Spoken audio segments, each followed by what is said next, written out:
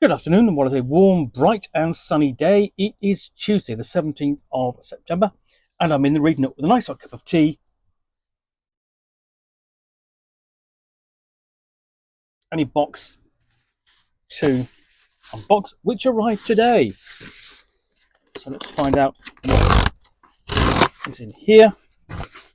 And what I've got is Through the Hedgerow, a role-playing game of rustic fantasy. This is the latest role-playing game from Osprey Games. Perhaps publisher best known for really two things. It's military history books, and which are which in some ways are very highly prized by essentially a lot of war gamers. But in the more recent few years, it has expanded its remit, so it does board games and role-playing games, of which Through the Hedgerow is the very latest.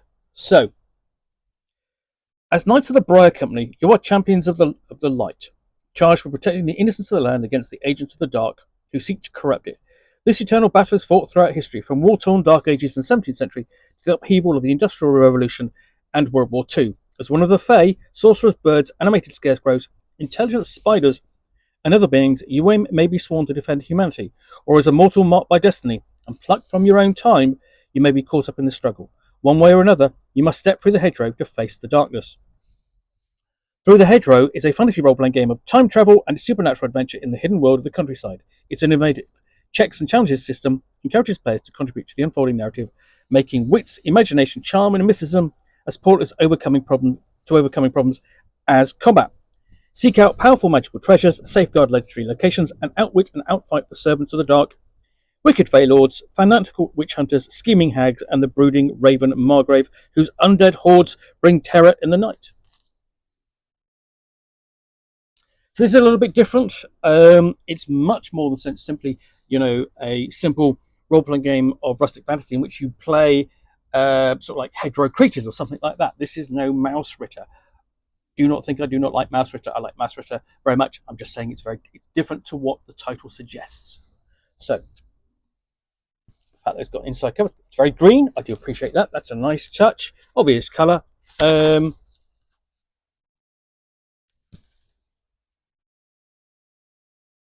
And credits page and content pages, because it's quite lengthy here.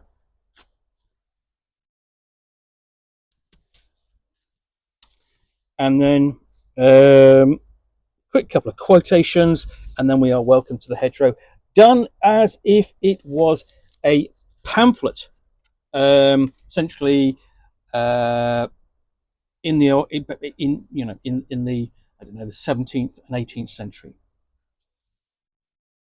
So welcome to the hedgerow, and then we go on to how to pass through the hedgerow and encounter the Briar Company of Skye and Furrow. Game terms, we've got a list of all the abbreviations and terminology. And said the light calls for hero, in which is introduced a cast of heroes of demeanour strange, yet purpose brave, some of human and some of otherworldly origin. And again, it is using that sort of pamphlet format, which makes it a little bit strange in comparison to other role-playing games, but adds a little bit of character and feel, even verisimilitude, if you will. So here we go. Here are the rules for character creation. And it is using essentially quality dice. Essentially, what it means by that is that you have polyhedral dice, and each one is better than the other, of course, and they're applied to the stats and so on. So, the higher the die type in your stat, the better it is. And then we have list of character options. Not sure what that is. Here we go. This is a bugbear or begibber. I don't know how to pronounce that. There we've got actually an illustration of it, quite very strange. But here we have your beginnings and listings of your beginnings and your powers,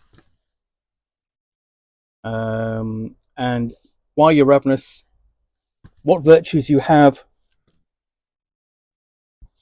and then we have a wurzel of flayed boglins. So a scarecrow, and similarly your beginnings and your powers and your gentle virtues, and that's the format for the game. We have a grove of heathen clerks, and already this has a rustic charm and a rustic strangeness to it. Sorrow of Hodkins,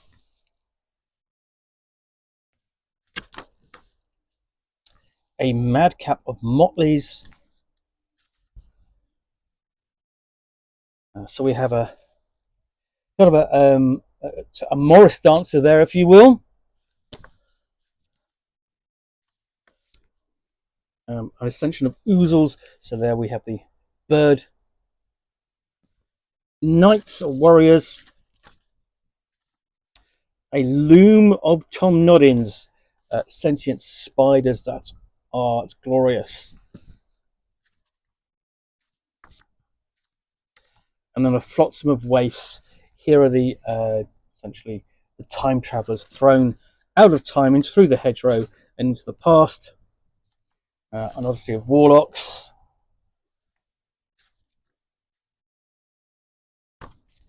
A listing of heroic traits for all of the character types. Various virtues, including arcane, craft, martial, renown, and subtle virtues. And the doom that all face, I suppose.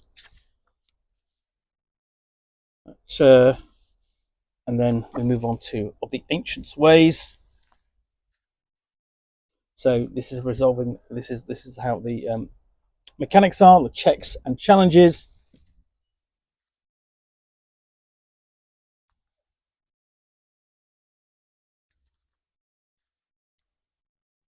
And how to resolve a challenge.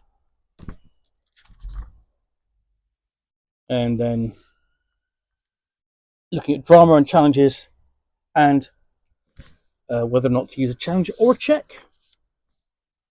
Moving on, we have combat challenges.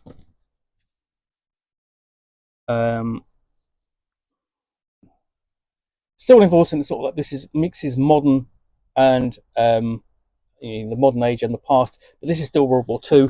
So it's not necessarily that modern, but we are sort of in the same kind of territory, perhaps, as Box of Delights and other rustic fantasies. And here we have one of those waifs with a little dog. Past Forgotten, in which are set out trappings and practices, both mundane and magical, by which our heroes might triumph over the dark.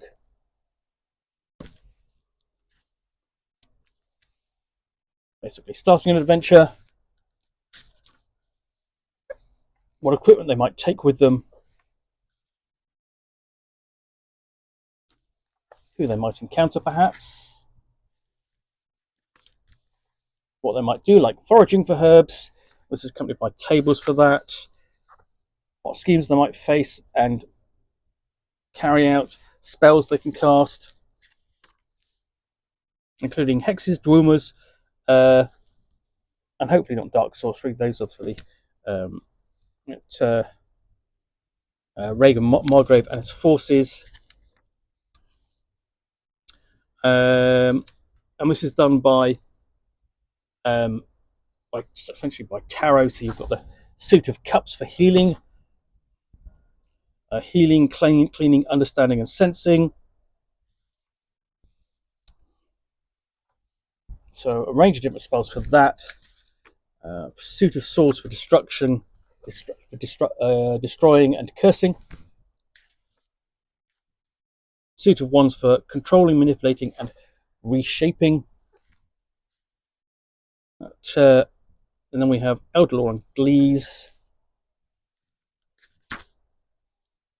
Mythic sites, and that's the other thing about this, is you automatically think sort of like, there are lots of fantastic sites and locations which have associated with mysticism and magic and horror and the past.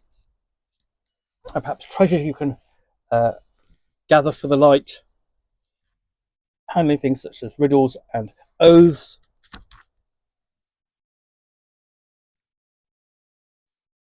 and facing the glamour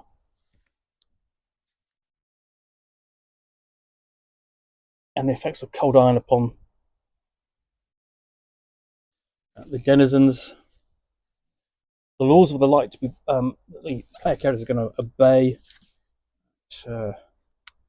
And then this has all been about the light, so we have the darkness replies, in which our heroes encounter the nemesis and the many threats and terrors of the dark that are arrayed against them.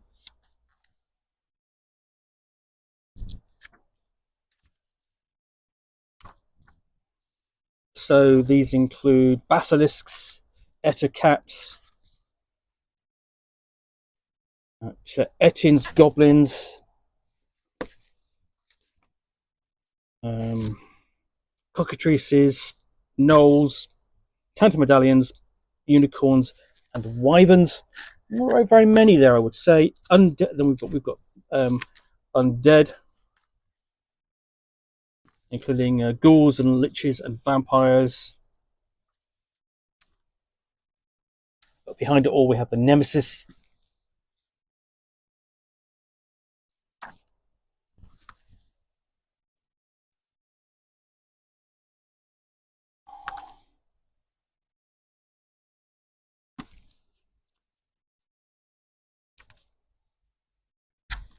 And the feral squires. And basically, that's a fantastic shot of sort of like, hopefully those are the feral squires. As mentioned on the back cover, we've got the Raven Margrave.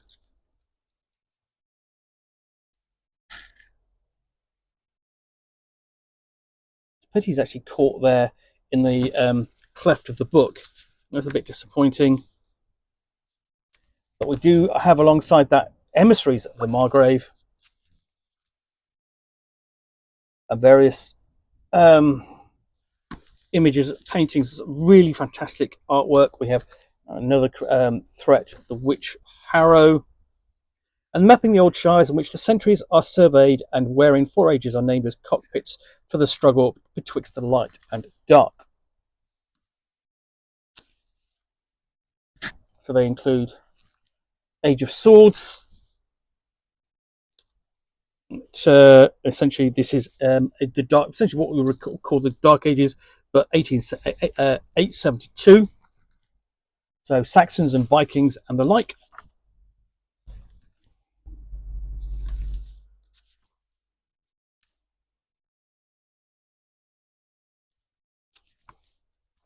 The Age of Plagues. This is 1646. So 17th century, at the height of the English Civil War.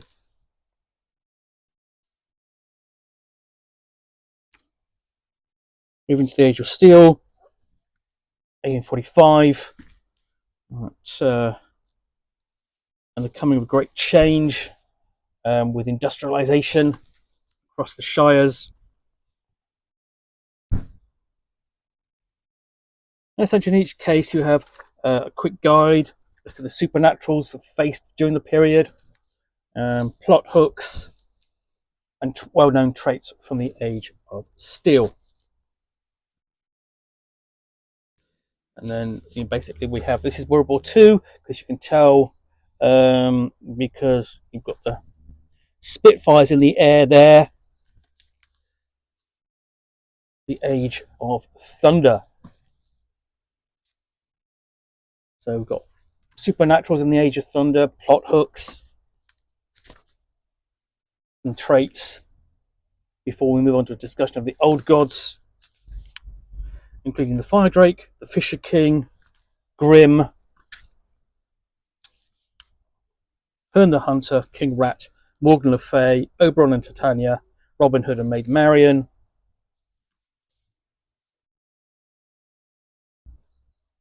And then Ancient Reborn, in which, gentle reader, you're invited to compose stories of your own within the mortal ages, and advice wise and pertinent is offered for your consideration.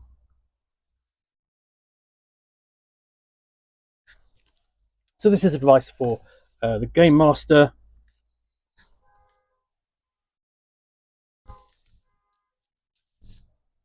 And further adventures, issues with time travel, including the conundrum of time travel.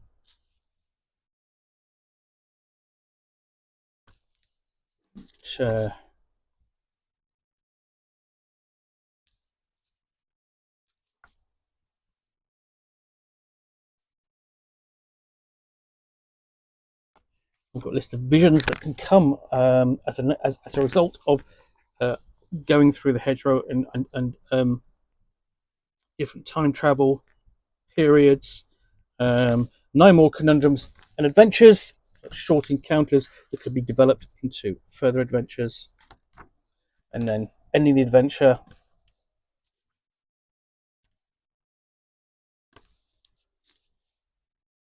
And then prizes to be won at the end.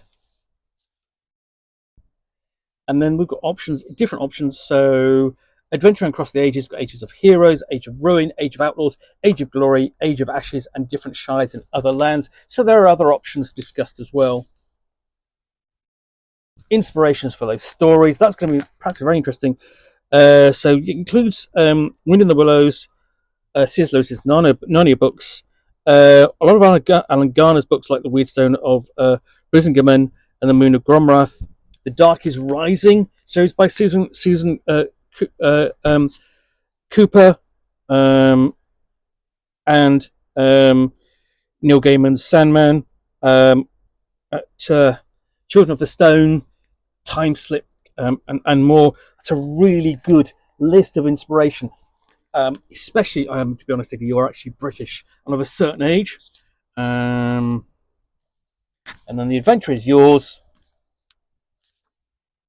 So you've got a full adventure here.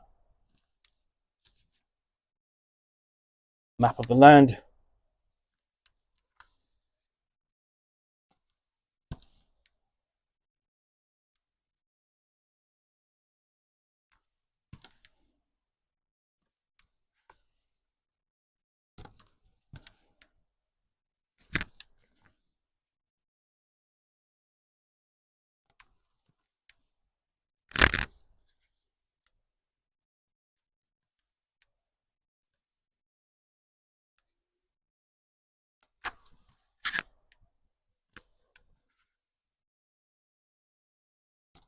In appendix, we've got a list of tarot cards, sample heroes.